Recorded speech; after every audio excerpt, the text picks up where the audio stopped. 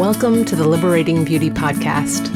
I'm Rebecca, your host, and together we'll explore the spirit of beauty, how beauty invites new possibilities, enlivens us to inhabit our innate creativity, and connects us more deeply with ourselves and with each other.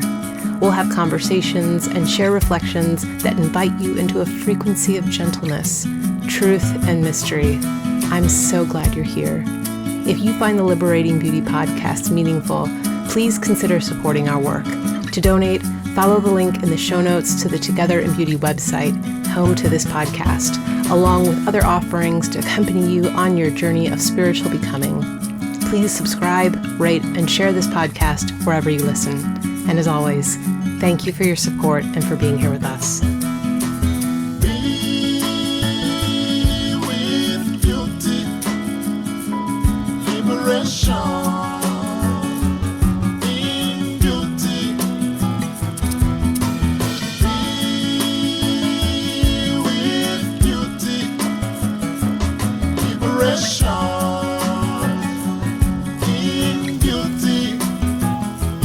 Welcome back to the Liberating Beauty Podcast. I'm your host, Rebecca. So glad that you're here with us today. You know, as I was tuning into this episode and thinking about what I wanted to share with you, this idea of what it feels like to meet beauty, to come in contact with the experience of beauty started to flood me in a way. And I thought about this quote that I just love from the brilliant Gabriel Garcia Marquez from Love in the Time of Cholera, where he says, "Think of love as a state of grace, not the means to anything, but the alpha and omega, an end in itself." And this line has captivated my attention for decades, in that what it says to me is love is enough by virtue of being. There's no object we need to attach it to, nowhere to go with it. And I think of beauty in a very similar way, that it doesn't necessarily need to be attached to a specific form, something that is necessarily knowable or seeable, but rather is something that passes through us. It has a traveling quality, and you know, when we're lucky, we come into resonance with that quality of beauty, sometimes in a moment. And I imagine there are some enlightened beings that walk the earth that are in a constant state of beauty that meets them and that shapes their experience of every single moment. But I love that it's nothing that belongs to us or that's outside of us, but it remains with us and in tenderness and travels with us. So I wanted to share that as I was thinking about what it feels like, and also to kind of demystify this idea of beauty being this something to aspire to, or being better than or out of reach, and started to ask myself, what has even shaped the everyday knowingness, or how have I come to know and meet beauty in simple ways throughout my life. And sharing this as a seed as we just kind of get started here, with the hope that you'll also start asking yourself and opening to where beauty exists already in your life, and where there may be opportunities to open to it even more. So when I kind of stepped back and did this beauty inventory, it actually surprised me a little bit what I noticed. I thought maybe I would start thinking of particular spiritual teachers or personal influences, and there's certainly some of that. But I was kind of reminded of the fact that I've always kind of considered myself a gatherer of experiences that speak to whether it's the nature of beauty or love or spirituality, rather than a kind of a disciple of a particular lineage or tradition or point of view. And I suppose in that sense, it's the essence of beauty itself that finds its way and expresses in infinite forms that's always really delighted me. Beauty is its own through line, and rather than a particular teacher, method, or way of being as a through line. So I wanted to share with you today some of the fragments of experience, fragments of words that have shaped my coming into contact with beauty, mostly as an invitation for you to also think about, where have you come into contact with beauty in your lives?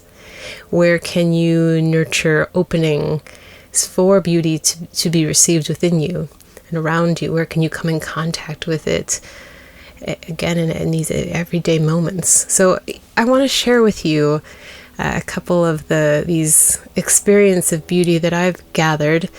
And then I'll, like I say, I'll be excited to hear also what it is that you find as you start doing your own kind of beauty inventory. So here are a few of mine. There is a quote by one of the most amazing African-American poets and writers and activists, Nikki Giovanni, who said, "Who I am really keeps surprising me."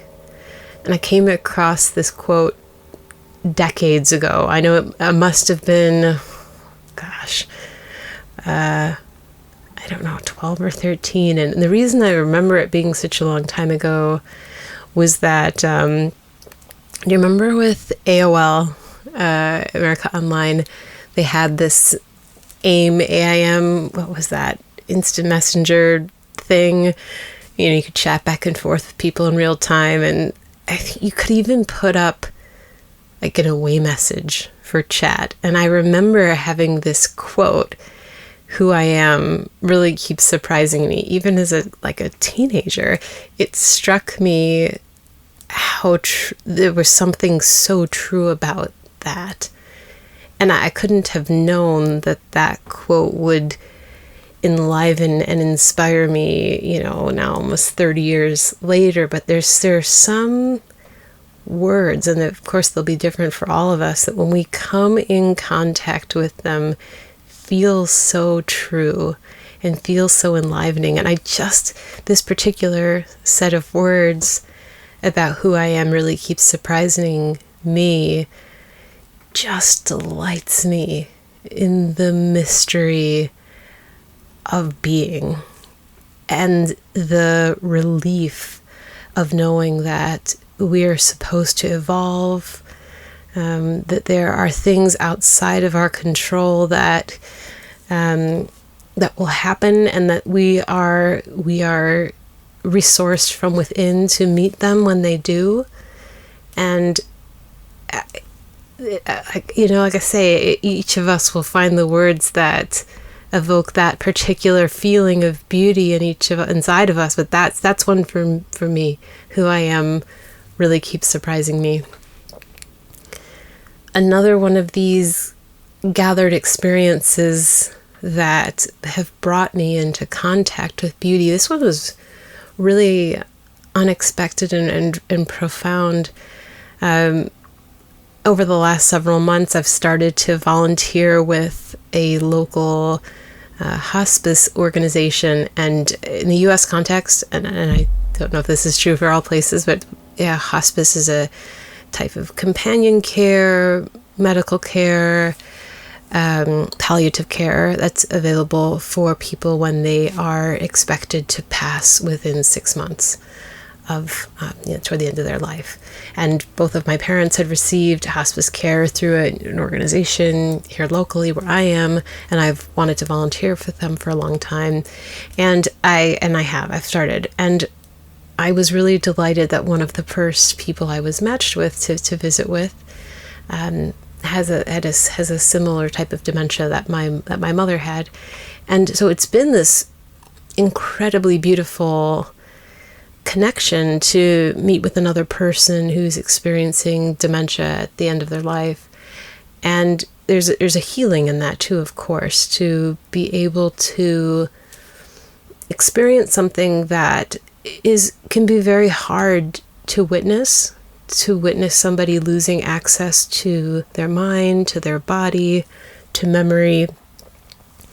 But to be able to be with this person and to really delight in the conversations that I've been invited to be a part of, not just with him, but in the entire, it's a community of people who all have dementia. And the amount of conversation and the feeling of being in a space that inhabits multiple realities simultaneously is powerful. There's a particular dyad, a couple of folks who speak to each other. One is speaking in Russian, the other is speaking in English. And while it may seem that, how could they know what the other is saying? Like, they know exactly what's happening between them. They completely track that conversation, and they invite me to participate in that conversation, which is that's a divine gift.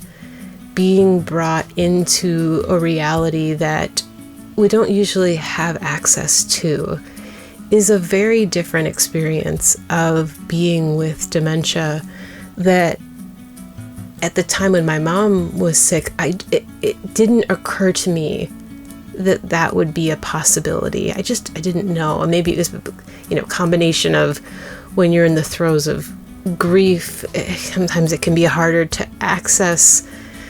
For at least I'll speak for myself. For me, how can I be with this in a more imaginative way, a playful way? But now, being given, the keys to this beautiful community, even just for, it's in a couple hours a week, has been a profound experience of beauty, of opening to a way of relating that truly requires complete surrender to participate.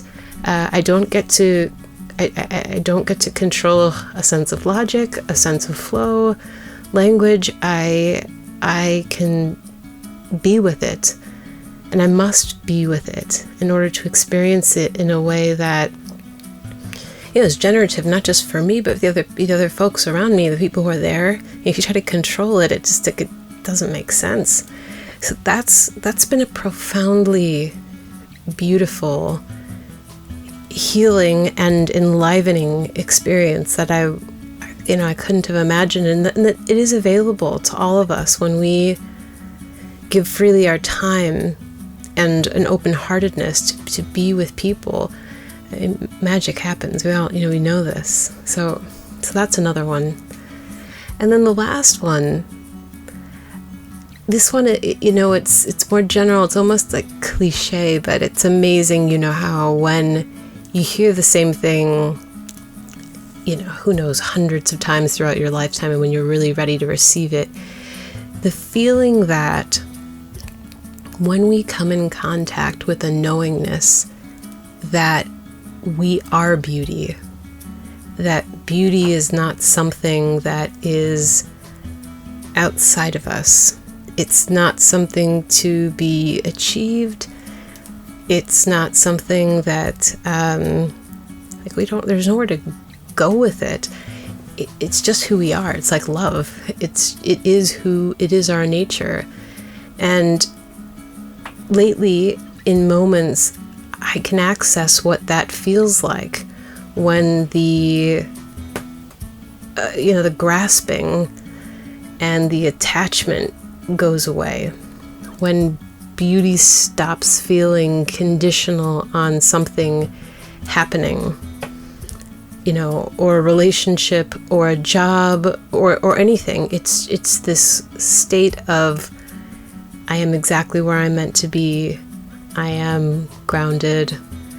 It's quiet. It's quiet, but it's not boring. It's not shallow. It's very full.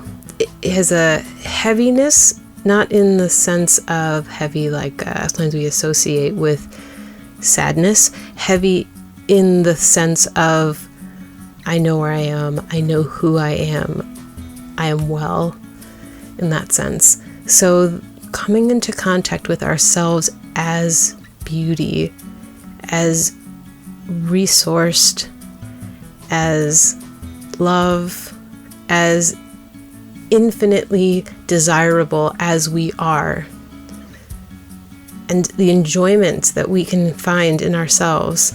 And I say that without at all discrediting the importance of relationship in life, of things that we enjoy doing, of finding purpose through hobbies, activities, children, all the things. But I think is often the case, when we think about beauty, it can get conflated with these things outside of us. And I love the moments of remembering that we are already all of the things that we seek, all of the things that we desire. We already are those things.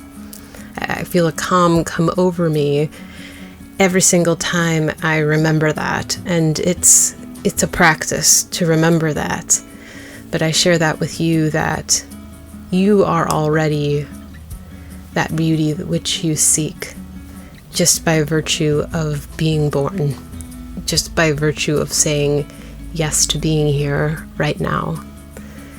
And I invite you in moments to notice when you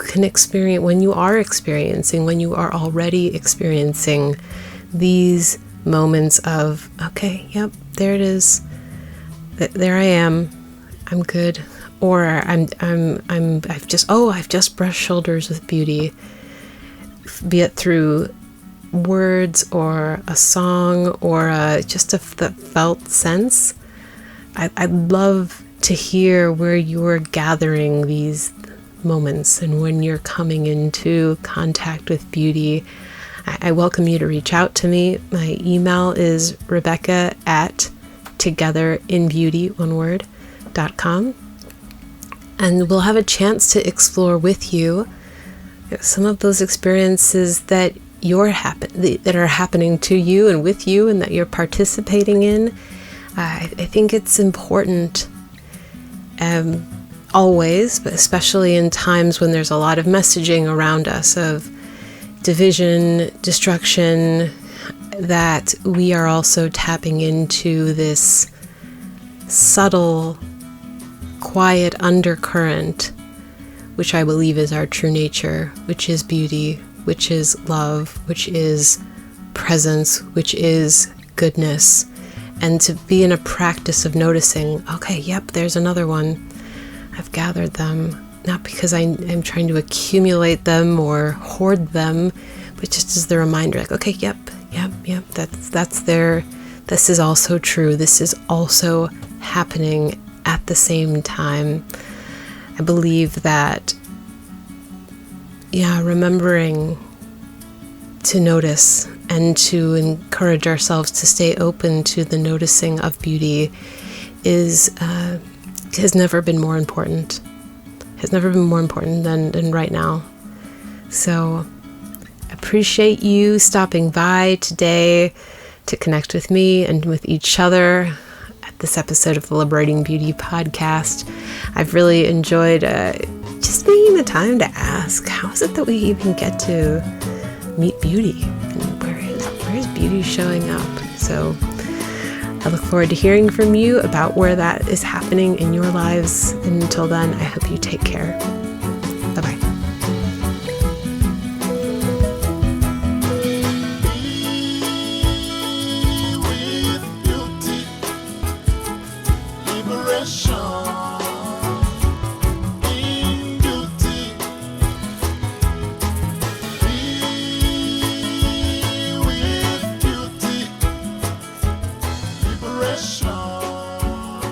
Thank you for listening to the Liberating Beauty Podcast. To learn more about the podcast, my work, and how I can support you on your journey of spiritual becoming, head over to the Together in Beauty website or email me at rebecca@togetherinbeauty.com. It's an honor to accompany you on the journey. A huge thank you to our multi-talented producer and co-creative director, Mapumba Cilombo. To learn more about Mapumba's work as a producer, sound engineer, and musician, check out the show notes for a link to his website at mapumbamusic.com. And as always, many thanks to you, our listeners. None of this would be possible without the energy, encouragement, and vitality that you reflect back to us each week. Until next time, may you walk in beauty.